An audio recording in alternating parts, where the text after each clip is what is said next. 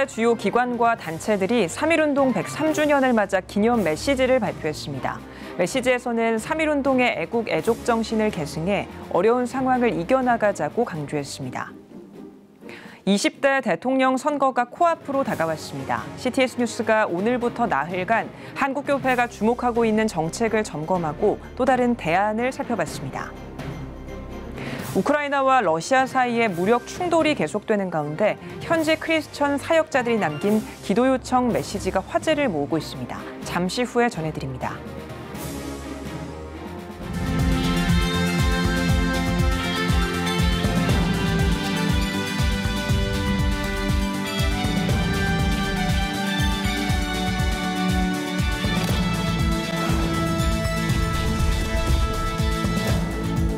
시청자 여러분 안녕하십니까? 3월 1일 CTS 뉴스입니다.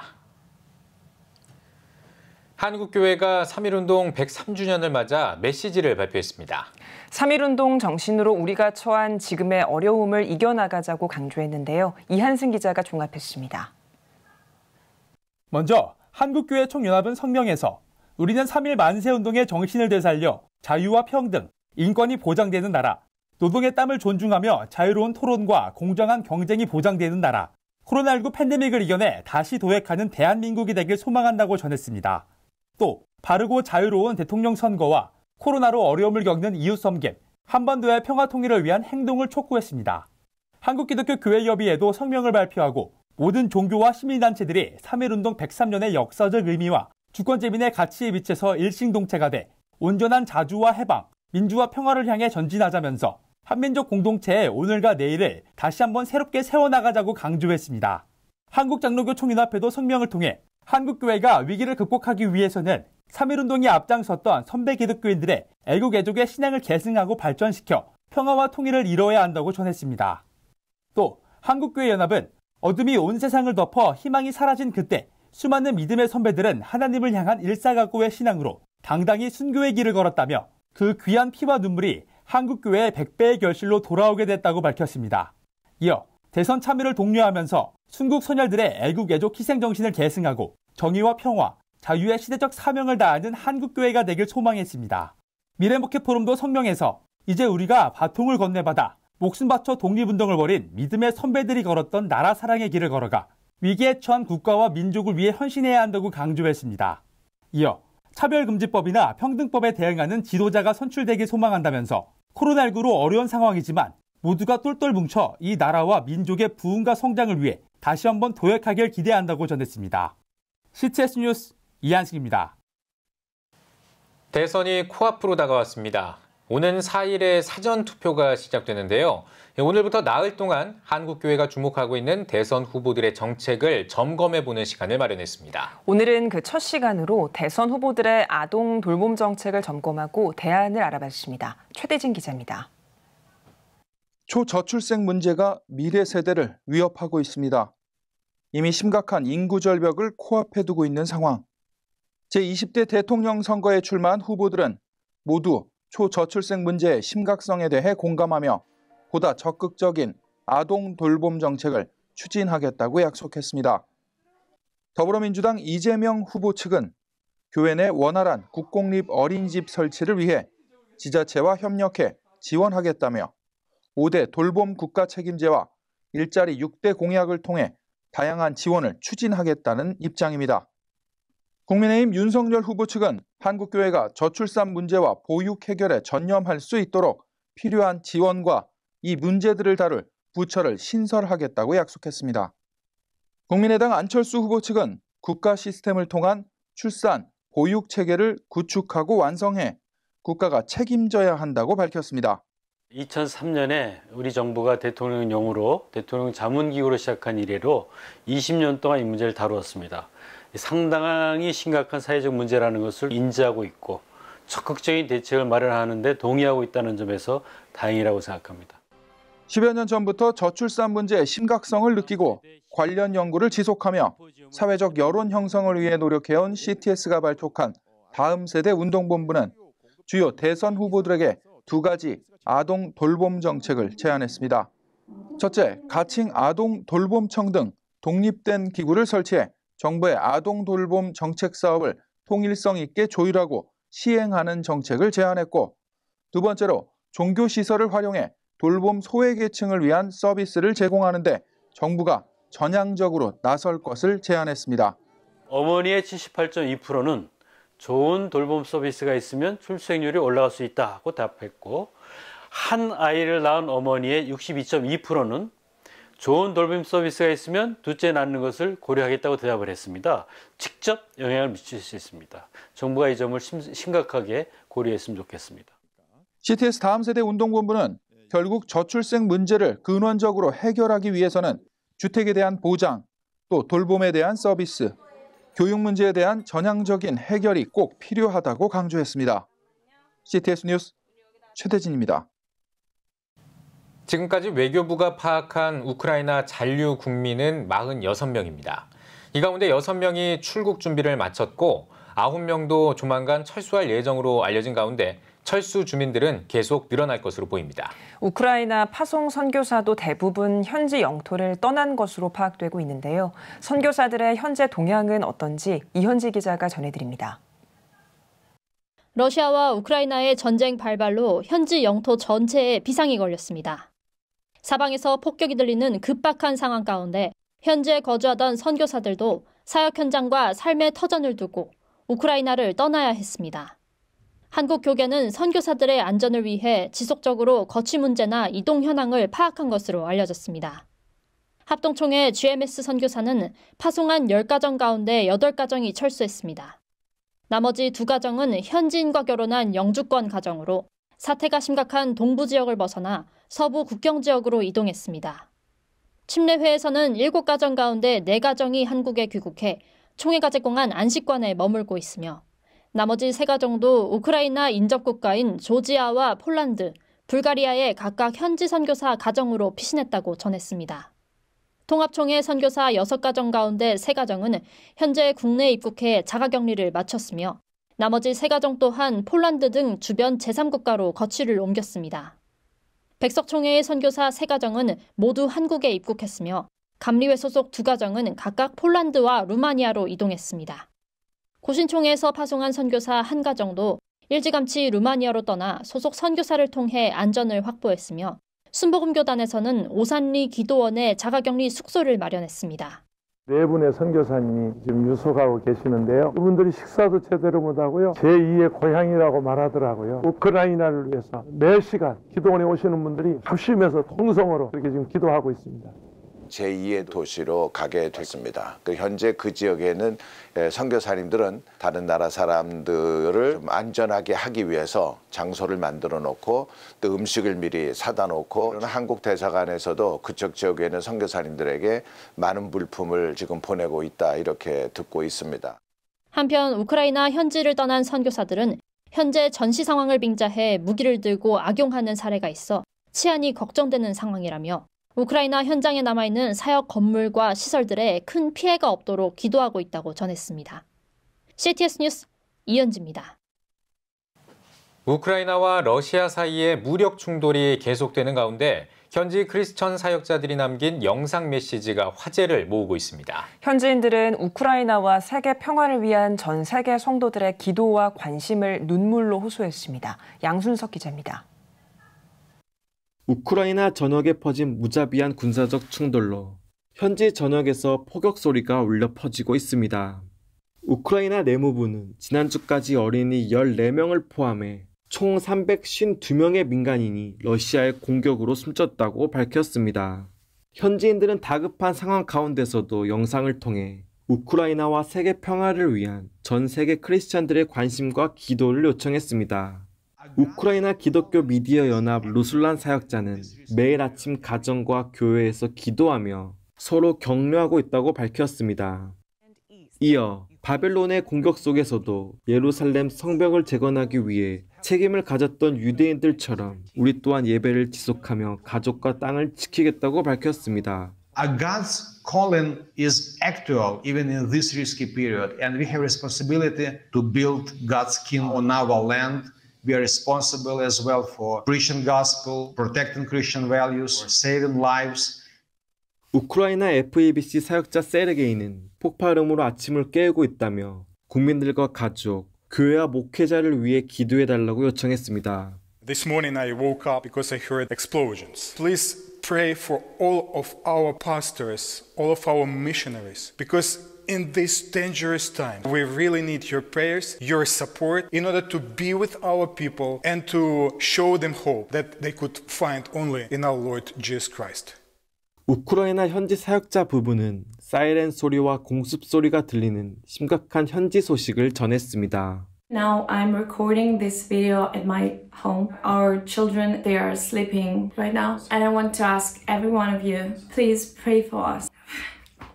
I don't want to hide in bomb shelters. Sorry, I can't. I'm Russian myself. My wife is Ukrainian. Please pray for the people of Ukraine and the people of Russia. All of this is going through my heart. And there's so many people who really need Jesus at this moment. 전쟁으로 인해 평화로운 일상이 절체절명의 위기에 빠진 가운데 현지 사역자들은 하루속히 평안과 안전이 찾아오기를 바라며 숨죽여 기도하고 있습니다. CTS 뉴스 양순석입니다. 한국세계선교협의회 KWMA가 청년들을 위한 미디어 전문가 양성 과정을 시작합니다. 문화체육관광부가 후원하는 K컬처 미디어 전문가 양성 과정은 총 16회 과정으로 오는 3월부터 5월까지 무료로 진행합니다. 수강 완료자에게는 수료증을 비롯해 국내외 거점 미디어 선교센터 인턴 기회가 주어집니다. 모집 기간은 오는 3월 3일까지며 서류 심사와 면접을 거쳐 최종 참가자를 선정할 예정입니다. 위드 코로나 시대 건강한 교회 성장을 위한 소그룹 리더십 세미나가 열렸습니다.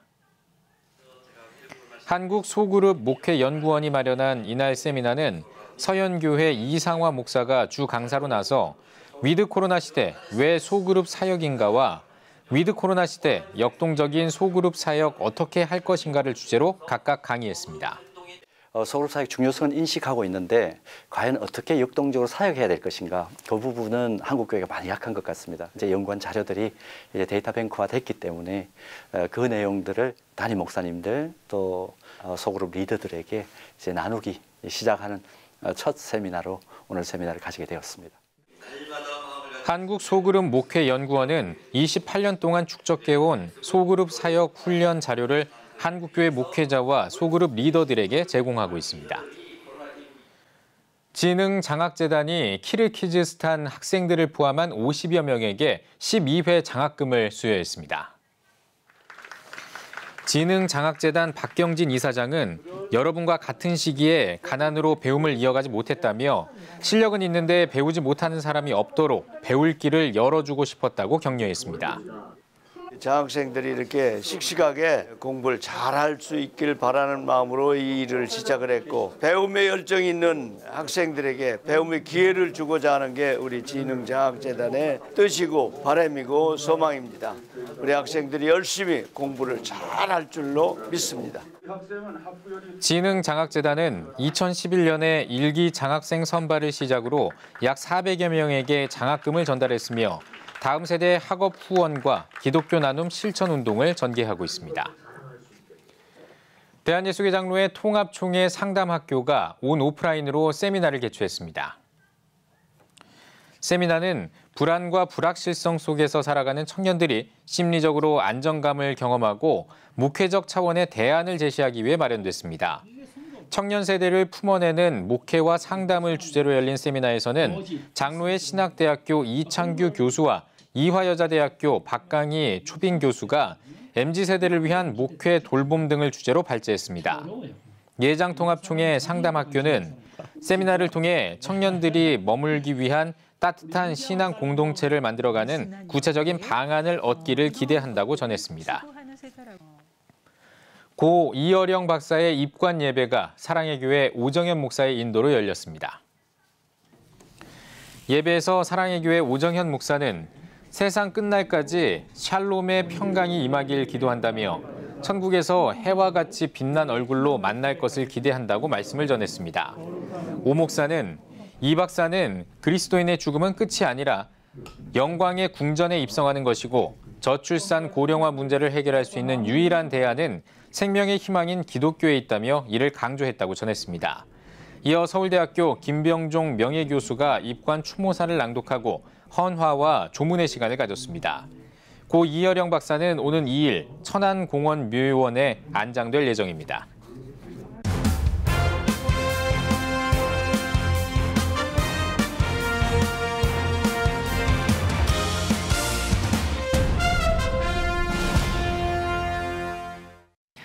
전국 각 지역별 네트워크 뉴스입니다. 세계 인터 강원 협력 네트워크가 2022 평창 평화포럼 개회식과 발족식을 진행했습니다. 인사말을 전한 세계 인터 강원 협력 네트워크 이사장 이수영 목사는 지방자치 시대를 맞아 강원도의 발전과 복음 통일을 위해 문화 교류를 통한 평화의 길을 모색하겠다고 말했습니다.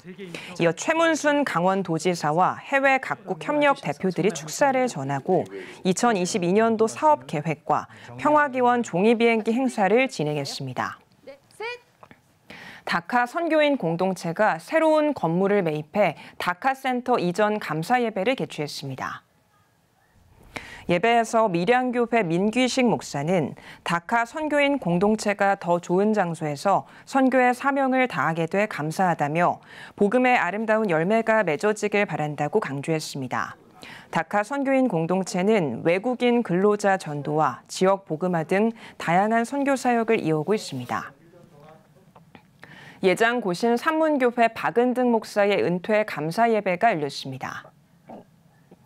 박은등 목사는 지난 2005년 2월 10대 담임 목사로 부임해 17년간 성도들의 영적 성장과 교회 부흥을 이끌었습니다. 박 목사는 목회자로 하나님을 섬기며 은퇴하게 돼 감사하고 기쁘다며 성도들에게 받은 사랑을 늘 간직하겠다고 감사를 표했습니다. 경북기독교총연합회가 23회 정기총회를 열었습니다. 개회 예배에서 말씀을 전한 안동 서부교회 이정우 목사는 코로나로 예배와 신앙이 위축됐다며 파도와 같은 이 시기를 능히 이겨낼 것을 믿고 기도해야 한다고 말했습니다. 이어 임원 개선을 통해 은빛 침례교회 박영팔 목사를 23회기 경북기독교총연합회 대표회장으로 추대했습니다. 이 어려운 때에 귀한 회장직을 맡겨주신 하나님께 감사드리고 여러 모든 연합회 모든 분들이 기도해 주셔서 올해 한 해도 이 연합회의 사업들을 잘 해갈 수 있도록 도와주시기 바랍니다. 목포 기독교교회연합회가 103주년 3.1절을 기념해 연합예배를 드렸습니다. 목포 상리교회에서 열린 예배에서 증경회장 송기옥 목사가 하나님의 사랑이란 제목으로 지난 역사 가운데 베풀어 주신 하나님의 사랑을 전했습니다. 이어 목교연 회장 권용식 목사와 참석자 전원이 함께한 만세 삼창과 기독교학교 교육연구소장 박상진 교수의 개정된 사학법의 문제와 대응을 주제로 한 특별 세미나도 진행됐습니다. 엘림 공동체가 괴산 제1교회에서 원데이 찬양 콘서트를 열었습니다. 콘서트에는 찬양 사역자 메리제인, 괴산 성도들만을 위해 만들어진 찬양팀 쉴만한 물가로, 블랙가스펠 혼성 4인조 그룹 헤리티지 등 국내 정상급 찬양팀이 나와 특별 찬양을 선보였습니다. 앞으로 엘림 공동체는 괴산 지역을 위해 쉴만한 물가로 찬양팀을 중심으로 매월 찬양 집회를 개최할 예정입니다. 성남시 장로연합회가 25회기 회장 이취임 감사 예배를 드렸습니다. 예배에서 말씀을 전한 여의도 순복음 분당교회 황선욱 목사는 주님의 명령에 순종하는 것이 섬김의 모습이라며 낮은 자리에서 섬김의 삶을 사는 장로연합회가 되길 바란다고 말했습니다. 이어 성장년 25회기 회장에 여의도 순복음 분당교회 박성준 장로가 취임했으며 이주민 학생들에게 장학금을 전달했습니다.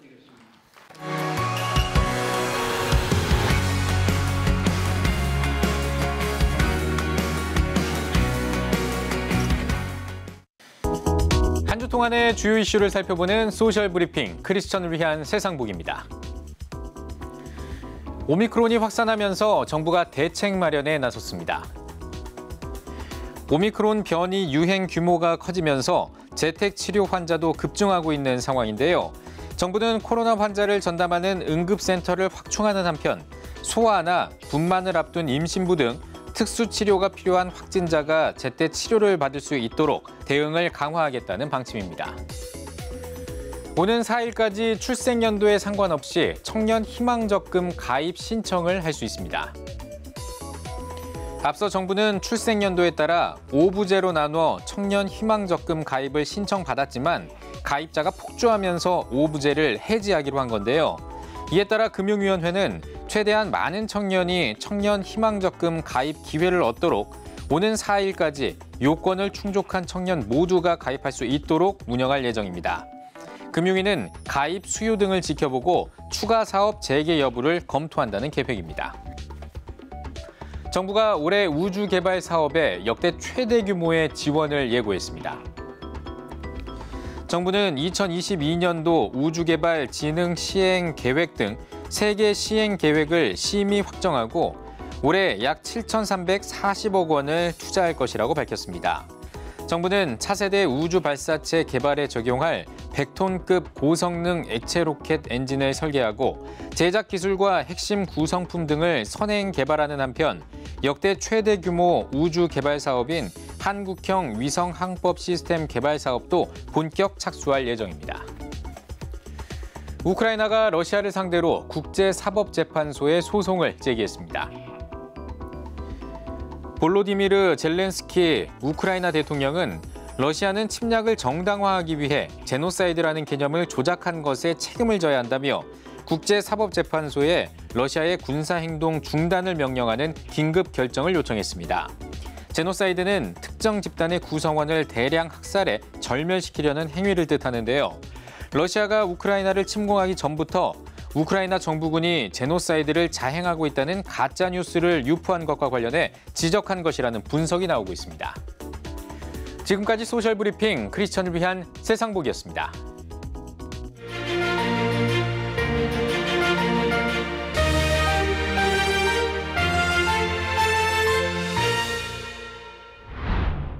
한국교회가 나라를 살립시다.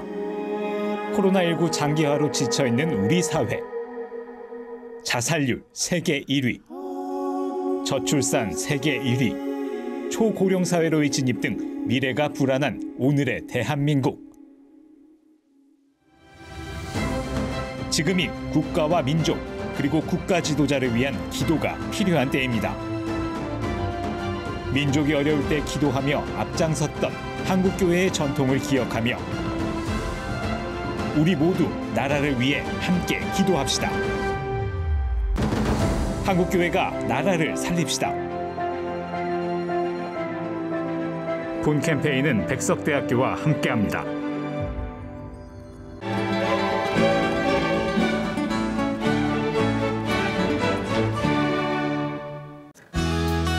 내일은 전국이 대체로 맑겠습니다. 아침 최저기온은 영하 5도에서 6도, 낮 최고기온은 7도에서 15도가 되겠습니다. 주간 날씨 봅니다. 3월 4일은 강원 영서에 비 또는 눈이 오겠습니다.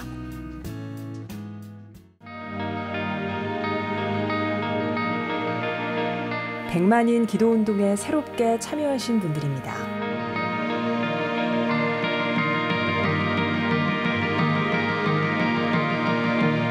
백만인 기도운동을 통해 보내주신 후원금은 국내는 물론 전 세계를 향한 CTS의 영상 선교 사역을 위해 소중하게 쓰이고 있습니다. CTS 뉴스 오늘 순서 여기까지입니다. 시청해주신 여러분 고맙습니다.